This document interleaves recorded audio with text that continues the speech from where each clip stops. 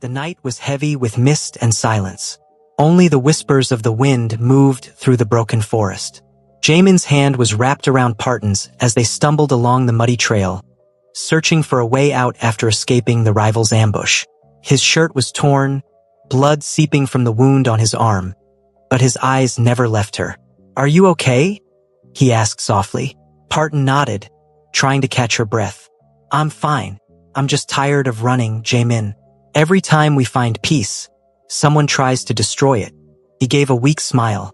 "That's what happens when you work for two powerful enemies." Before Parton could reply, a faint sound echoed from behind the trees. A woman's voice. "Jamin, Parton." They both froze. That voice. It was too familiar to be imagined. Parton gripped his arm. "Did you hear that?" Jamin's heart skipped. He turned toward the sound, his pulse racing. Out of the mist stumbled Mincio, weak and trembling. Her once perfect hair now tangled, her face covered in scratches. Behind her was Quan, Jamin's missing bodyguard, his clothes soaked and torn. "She was wandering near the river," Quan said breathlessly. "I think she escaped from them." Parton's eyes widened in shock. "What? You're alive?"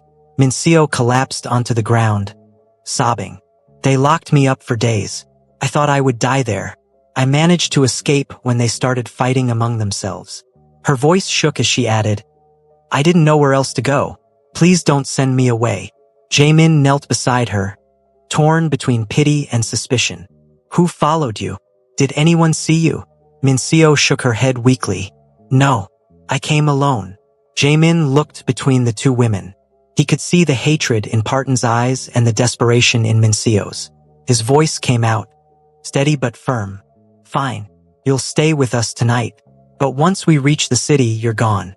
"Thank you," Mincio whispered, pretending to sob again. Parton muttered under her breath. "If she tries anything, she'll regret coming back from the dead."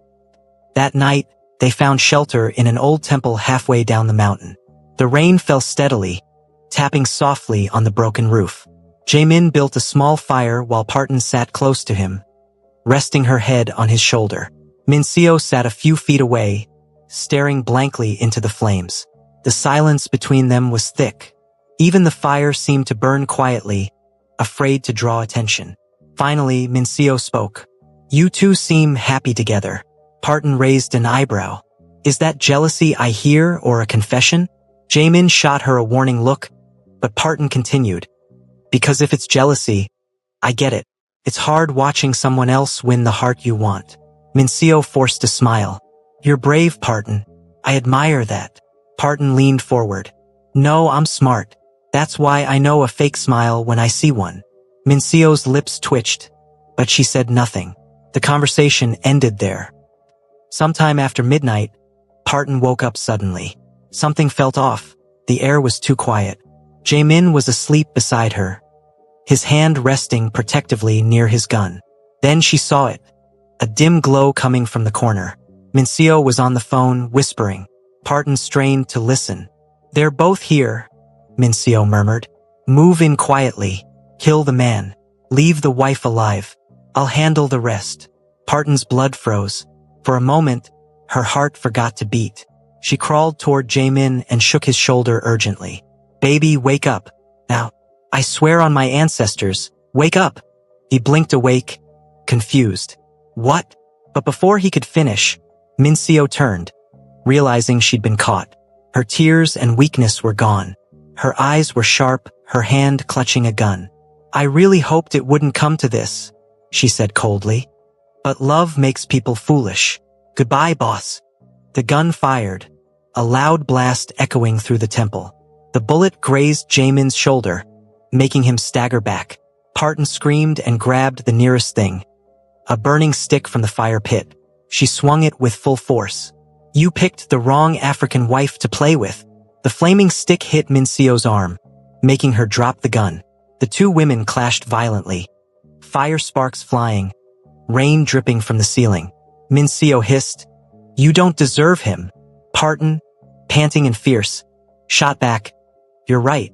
I earned him." She kicked Mincio in the stomach, sending her crashing into the wall. Jamin struggled up, bleeding but focused. He grabbed the gun and pointed it straight at her. "It's over, Mincio." Mincio smiled through the pain. "No, Jaemin. It's just beginning." Before he could fire, she threw a small smoke bomb on the floor. The entire room filled with thick white fog. By the time the smoke cleared, Mincio and Quan were gone. Rain poured harder as dawn broke. Parton sat beside Jaemin, pressing a cloth to his wound. "You should have let me finish her." He winced but smiled weakly. "You nearly did." "I hate her," Parton whispered, her voice trembling. "She came back like a ghost." Jaemin reached for her hand. "Ghosts only return when something's unfinished. Maybe she wants revenge, or maybe someone bigger is controlling her." Parton's eyes widened. "You think she's working for the rivals again?" He nodded slowly. "Or maybe she never stopped." Parton looked away, her jaw tight. "Then we end it. No more running.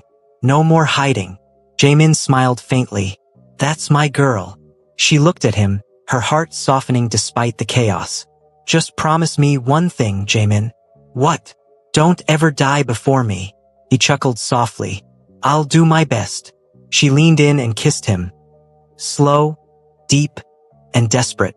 The rain fell harder outside, but inside the temple, their hearts burned brighter than ever. Somewhere far away, Mincio watched them through binoculars, a bandage around her arm. She smirked and whispered into her earpiece. "Phase 2 begins tonight." The mountain roads were slick with rain as Jaemin's black SUV wound its way down the winding trail. The storm from the night before had quieted, but the silence that followed was heavier, thick, like the world was holding its breath. Parton sat in the passenger seat, hair tied up in a messy bun, still wearing Jaemin's oversized jacket. She looked out the window, her reflection staring back at her like a stranger. She whispered, "Every time I think we're done with the madness, something new happens." Jaemin kept his eyes on the road. "That's what life is when you've got enemies hiding behind smiles." She turned to him. "You mean like Mincio?" He nodded. "And whoever she's working for." Parton sighed and placed a hand over his. "Then we face them together, yeah?" He smiled faintly. "Always." For the first time in weeks, a fragile peace settled between them. The smell of pine trees and wet earth filled the car, and Parton leaned back, finally feeling safe enough to close her eyes. By evening, they reached the outskirts of Seoul. The skyline glittered with cold lights, and the traffic hummed like a restless beast. Jaemin parked in a quiet underground garage, one of his secret safe locations.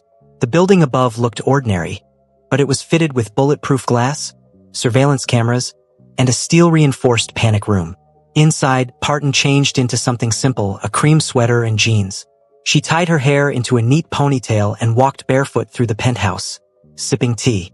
Jaemin was on the phone with one of his men, giving orders to strengthen the perimeter. "You think she'll come here?" Parton asked when he hung up. "She will," he said. "Mincio never lets go easily. But this time, she won't walk away." Parton grinned playfully. "You sound like a movie villain." "I love it." Jaemin chuckled. "Then you're my leading lady." She raised a brow. "As long as you don't kill me in the sequel." That night, they ate dinner. Together, grilled steak, rice, and kimchi stew. The mood was soft, almost romantic. Parton made jokes about her village girl fashion era, teasing herself for how she used to wear long skirts and old sweaters around the house. "Babe," she said between bites. "You remember that one time I wore a scarf so big you said it looked like a blanket?" He laughed. "I still have nightmares about it." Parton threw a napkin at him. "You didn't complain when I prayed all night instead of..." She stopped, blushing. He leaned forward, smirking. "Instead of what, sweetheart?" "Instead of giving you husband privileges." Jaemin grinned wider. "That's what I thought." They both burst into laughter. For a moment, it felt like the chaos of their world had melted away. They were just two people in love, surviving together.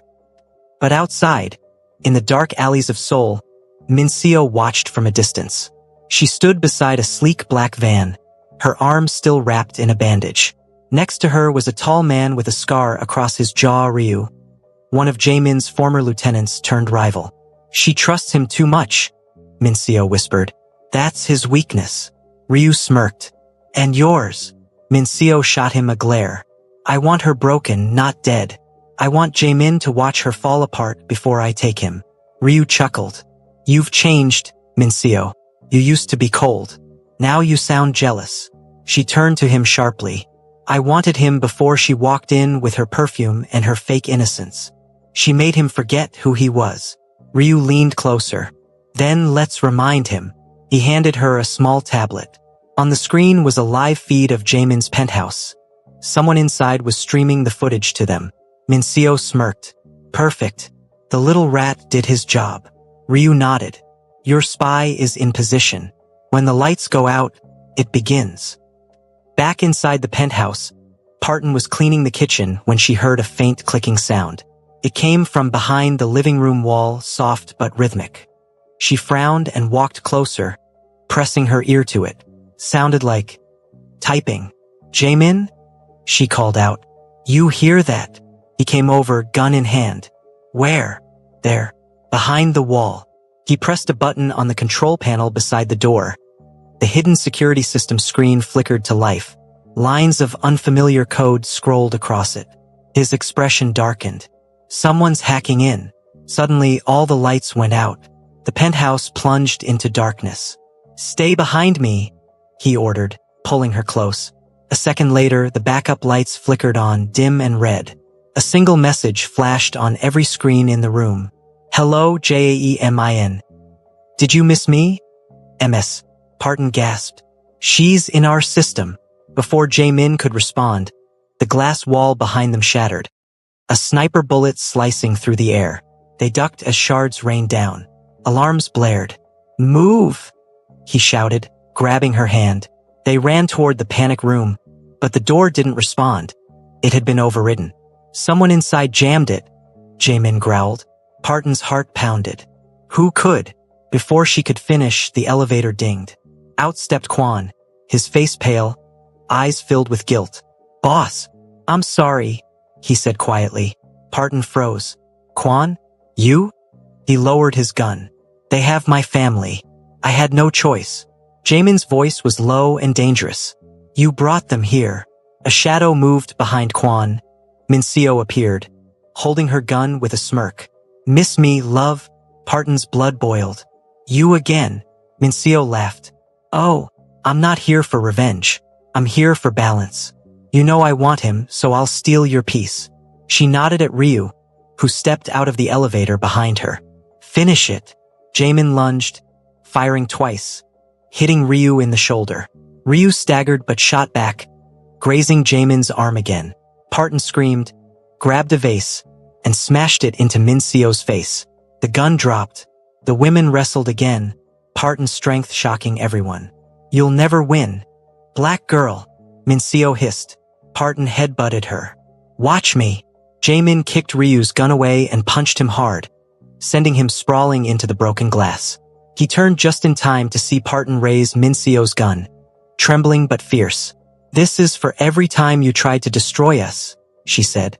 But before she could pull the trigger, Quan jumped in front of Mincio, yelling, Stop! Don't! The gun fired. The bullet hit Quan square in the chest. He fell instantly, eyes wide, a final whisper escaping his lips. Tell my daughter. I did it for her. Parton dropped the gun, shaking. Oh my God! Mincio used the moment to flee, limping toward the elevator.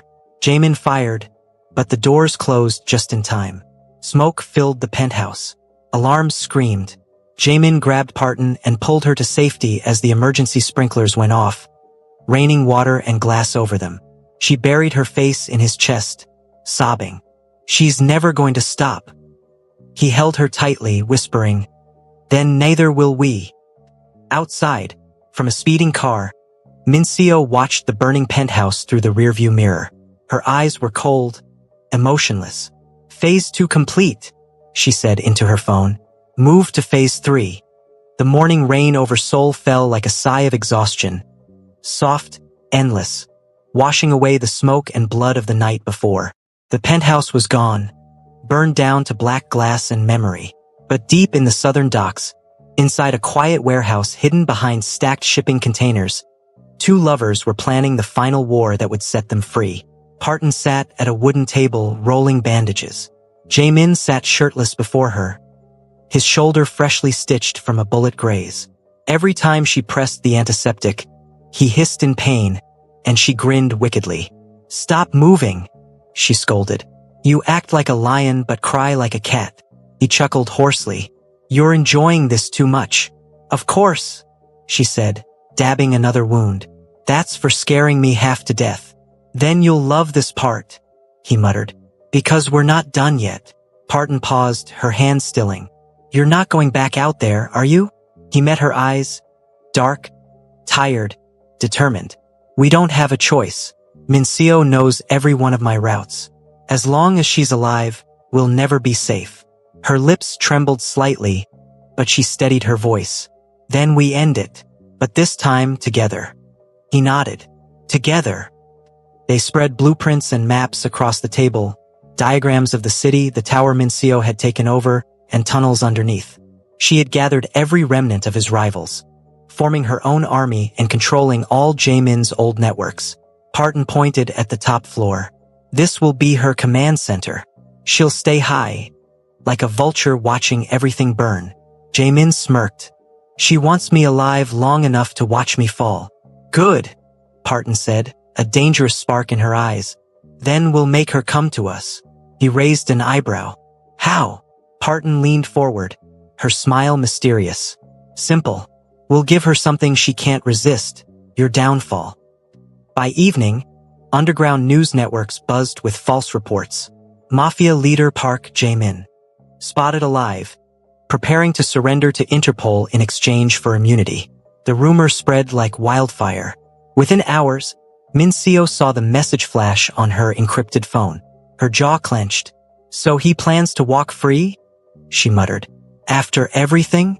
Ryu, her injured second-in-command, limped beside her. "If he really makes that deal, your entire operation collapses." Mincio's lips twisted into a cold smile. "Then we kill him before he speaks." Exactly what Parton predicted. That night, the rain returned. Cold, silver sheets falling over an abandoned subway station. The tunnels echoed with dripping water and flickering lights. Jaemin stood there, dressed in black, his gun holstered at his side. Beside him was Parton, her curls tied back, wearing a black vest over a simple outfit. She looked nervous but fierce. "You sure she'll take the bait?" she whispered. He nodded. "Mincio doesn't forgive. She only finishes what she starts." Parton sighed. "Remind me why I didn't marry a quiet teacher?" He chuckled softly. "You'd be bored." She smiled. "True." Then footsteps, sharp, deliberate. Mincio appeared at the far end of the tunnel, gun drawn, face half-shadowed by the flickering light. Her expression was calm, deadly. "You really are hard to kill, Jaemin," she said coldly. He smirked faintly. "You should have aimed better." Her gaze shifted to Parton. "So this is the woman who made Seoul's coldest mafia man soft? The village girl with a rosary and an attitude." Parton tilted her head. "You talk too much for someone who hides behind men." Mincio's eyes narrowed. "I don't hide. I build.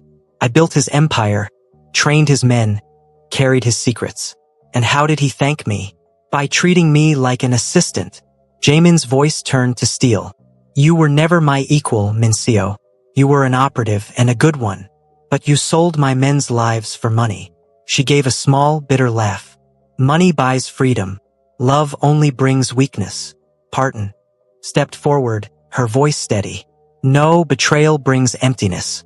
And that's what you've become, empty." For a moment, Mincio's mask cracked. "You think you're better than me?" "I don't have to be," Parton said. "I just have peace. Something you'll never know." Mincio raised her gun. "Peace dies tonight." But before she could fire, floodlights burst to life above them. Dozens of armed men stepped out from the shadows. Jaemin's loyal soldiers, flanking both sides. Police sirens wailed from the upper tunnel as tactical units poured in. Mincio froze. "What is this?" Jaemin's voice was calm. "Endgame. Every word you said, recorded, broadcasted, and now evidence." Her hand trembled on the gun. "You set me up?" Parton smiled sweetly. "No, honey, you set yourself up." Minseo's scream echoed as she fired wildly, but Jaemin was faster. One clean shot shattered the gun from her grip, clattered to the ground. Parton walked over, heels echoing, and kicked the weapon away. "It's over," she said softly. "Stop before you lose your soul completely." Minseo glared up, tears of rage spilling. "He'll never love you the way he loved power." Parton leaned closer. "Maybe not, but he'll live for me, not die for greed." Police rushed in, handcuffing Minseo and her surviving men. The echo of their footsteps faded as they were dragged away into the night. Jaemin turned to Parton, his chest rising and falling slowly. The tunnel was quiet again. Only the sound of dripping water and their breathing. "It's over," he whispered. Parton looked up at him, eyes glossy, hair damp from rain. "Promise me we're done with guns, Jaemin." He smiled faintly, pressing his forehead to hers. "From now on, no guns, just love." Hours later, they stood on a rooftop overlooking the city. Dawn began to break, casting gold across Seoul's skyline. Smoke had cleared. For the first time in months, peace didn't feel like a dream. Parton leaned into him, her voice soft. "You know what I want now?" "What?" he asked, brushing her hair back. "A normal life. Breakfast without bullets. Dates without bodyguards." He chuckled. "And prayers without arguments." She laughed. "You remember." "I remember everything," he said, kissing her hand. "Even the day I fell in love with the black girl who dressed like a queen." She giggled. "And now you can't live without her." "Never," he whispered. As the sun rose higher, the skyline shimmered like hope. Behind them, news screens flickered with the headline, "Underworld Queenpin Minseo arrested. Mafia empire disbanded." But to Parton and Jaemin, the only victory that mattered was this. His arm around her waist, her laughter echoing softly in the wind, and the promise that from now on, their battles would only be about who loved more. They walked away from the edge together, hand in hand. The war behind them, their love finally free. The city of Seoul had never looked so gentle. It was a week since Minseo's arrest, and for the first time in months, no sirens echoed through the streets, no shadows lingered behind tinted cars, and no coded messages flashed across Jaemin's phone. The underworld had gone silent, and peace, that rare, delicate thing, finally came to stay. Parton woke to soft sunlight spilling across the curtains. She blinked, disoriented for a second. No gunfire, no emergency calls, just birds and the faint smell of roasted coffee. When she turned, Jaemin was standing by the open balcony, shirtless, his scars glowing faintly in the morning light. A warm breeze ruffled his black hair. In his hands, 2 mugs of coffee. "Morning, boss lady," he said, his tone teasing. Parton stretched lazily, the white silk sheets sliding down her shoulders. "Boss lady?" she repeated with a sleepy smile. "I thought you retired." He smirked. "I did. You're the boss now." She laughed softly. "Please, I just want to be your piece, not your manager." He walked over, handed her the mug, and sat beside her on the edge of the bed. "You already are my piece," he said quietly. "You just don't know how loud my world was before you." Her smile softened. "And you don't know how quiet mine was before you." They sat there for a moment, just breathing, watching the curtains sway. The past week had been a blur of statements, court hearings, and dissolving Jaemin's remaining businesses. The authorities had accepted his cooperation, and the world had started calling him the reformed Mafia prince. But to Parton, he was just the man who whispered prayers in his sleep. Later that morning, they decided to leave Seoul for a few days. The city carried too many memories. Blood, betrayal, smoke. They packed light, jeans, hoodies, and the simplest things they could find. Jaemin drove while Parton sang softly beside him, her fingers dancing out of the window, catching the wind. They took the long, coastal road toward Busan, where the ocean met the cliffs, where the horizon felt endless. It was the same road Jaemin once used to escape police convoys years ago, but now it led him toward freedom, not fear. After 5 hours, they stopped at a quiet seaside town. No skyscrapers, no guards, just fishermen, old cafes, and children running barefoot. They rented a small wooden cottage near the shore. The sea stretched endlessly in front of them, glowing blue under the sunlight. Parton stood barefoot in the sand, her curls dancing wildly in the wind. "You sure this isn't a dream?" she asked. Jamin wrapped his arms around her from behind, resting his chin on her shoulder. "If it is, I hope we never wake up." She smiled and whispered, "I love it here. I love us here." That evening, they cooked together in the tiny kitchen, something they hadn't done since the safe house days. Jamin tried to chop onions, but Parton laughed at his clumsy hands. "You hold the knife like it's a weapon," she teased. "It used to be," he said, pretending to frown. "Now it's for cooking your favorite meal." She giggled. "You're dangerous in every form." He leaned closer. "You're not wrong." Their laughter filled the cottage, a sound so light it almost felt foreign. They ate by candlelight, sharing stories and feeding each other like teenagers rediscovering innocence. At one point, Jamin said softly, "You know, I used to think peace was a myth. And now?" she asked, sipping her juice. "Now I know it's a person," he said. "And she's sitting right in front of me." Parton blushed, her eyes glistening.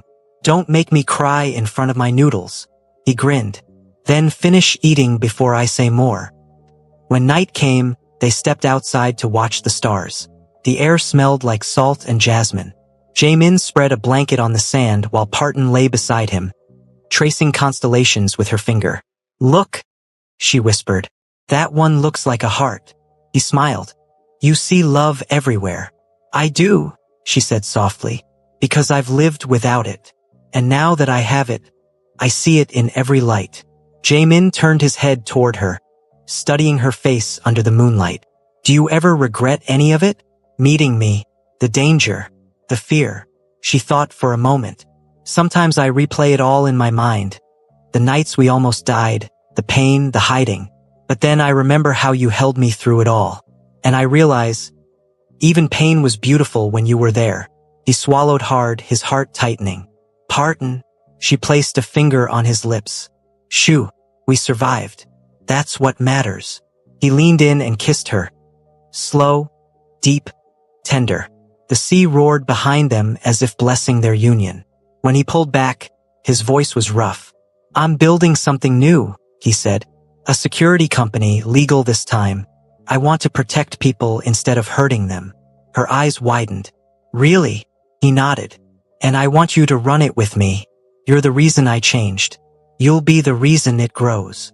Parton laughed through tears. "A mafia man turning bodyguard? That's poetic." He smirked. "No, that's redemption."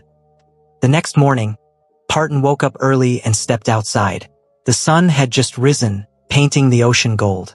She wrapped a shawl around her shoulders and whispered a short prayer of gratitude. Behind her, Jamin came out quietly and hugged her from behind. "What are you praying for?" he murmured. "For time," she said. "That it slows down for us." He smiled, kissing her temple. "Then let's live like it already has." They walked hand in hand along the shoreline, leaving footprints in the wet sand. The waves washed over them, erasing each step, but not the feeling. For the first time, their story wasn't about running or revenge. It was about breathing, healing, and belonging. And as the wind carried their laughter across the sea, it was clear that the world had finally given them permission to love without fear.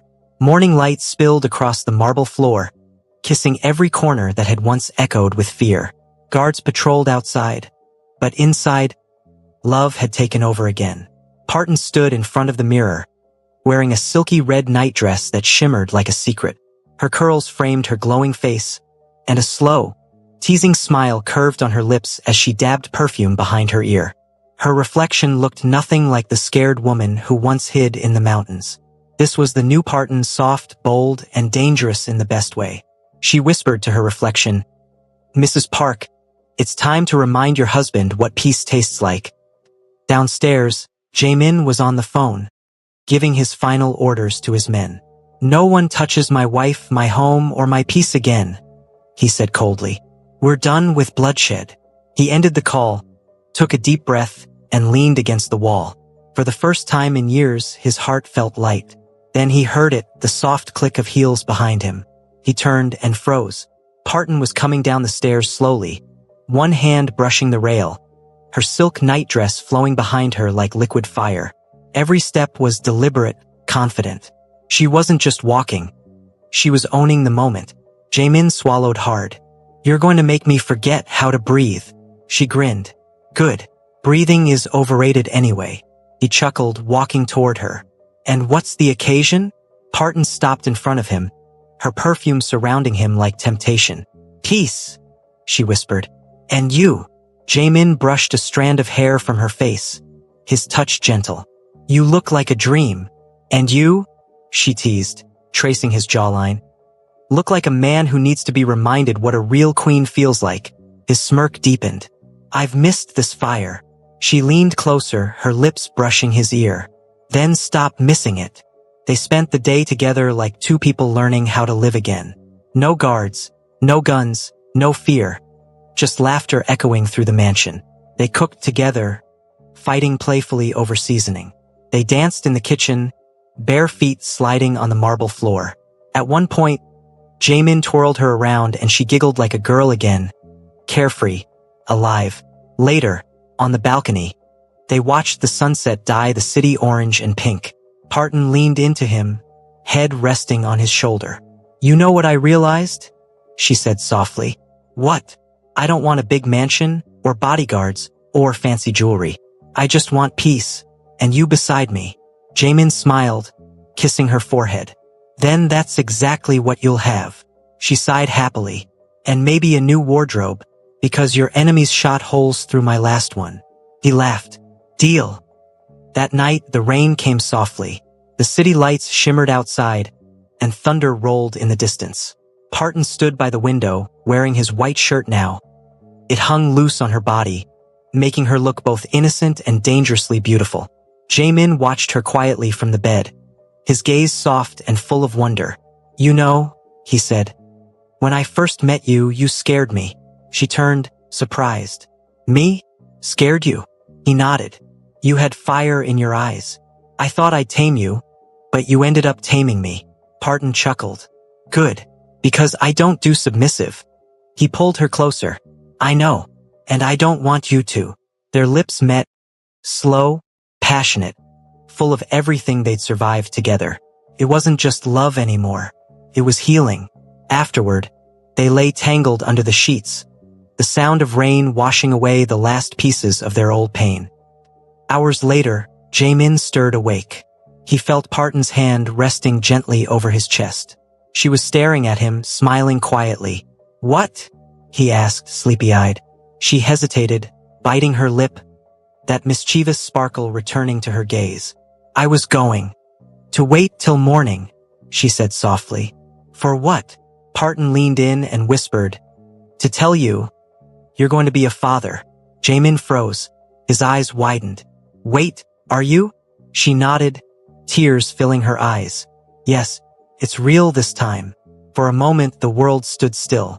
Then he broke into the widest smile she had ever seen. He pulled her into his arms, kissing her forehead, her cheeks, her lips, everything.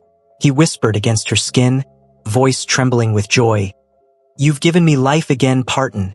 She laughed through tears. "Told you peace tastes good." Outside, thunder rumbled softly. Not as a warning this time, but as applause from the heavens. Inside the Park Mansion, love had finally won. The Mafia war was over.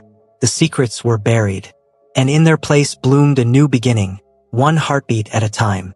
Hello besties, in this sweet story we learn that true love is proven through patience, trust and forgiveness, not just passion. Thank you so much for watching. Kindly like, subscribe and share.